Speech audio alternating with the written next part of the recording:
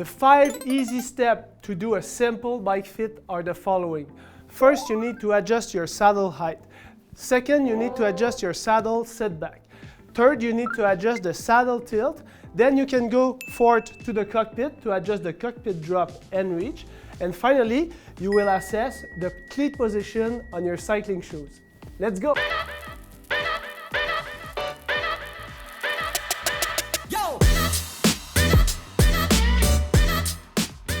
The first and most important point to assess a good bike fit is to adjust your saddle height according to your knee extension.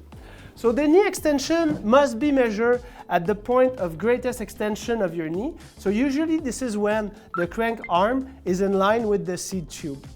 Then you need to make sure that the position of the foot is stabilized, that the cleat is really flat, there's not too much plantar flexion, neither dorsiflexion. And then you need to measure the knee angle, either with a smart app or a goniometer, and to make sure that the angle that you get here is in between 140 to 150 degrees. You need to do both sides. This way, you make sure that your saddle height is right. The second step to perform a perfect bike fit is to assess your saddle setback. To make sure that your saddle setback is set up properly, you need to use the plumb bob. You need to make sure that the crank arm is parallel to the ground. And then what you want to do is make sure that the center of the knee joint is in line with the center of the spindle axle.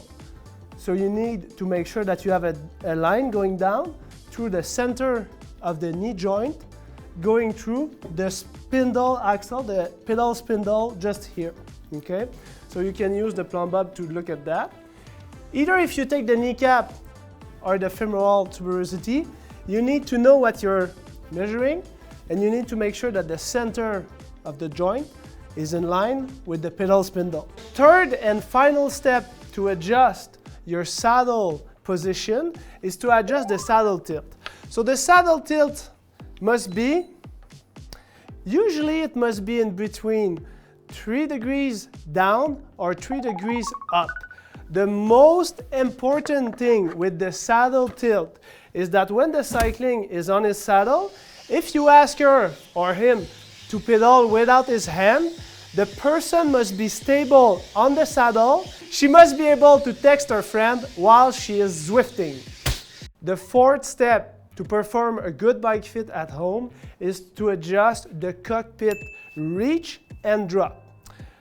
Make sure that your saddle is rightly positioned before assessing the cockpit reach and drop, because there's a relation between the saddle and the cockpit position.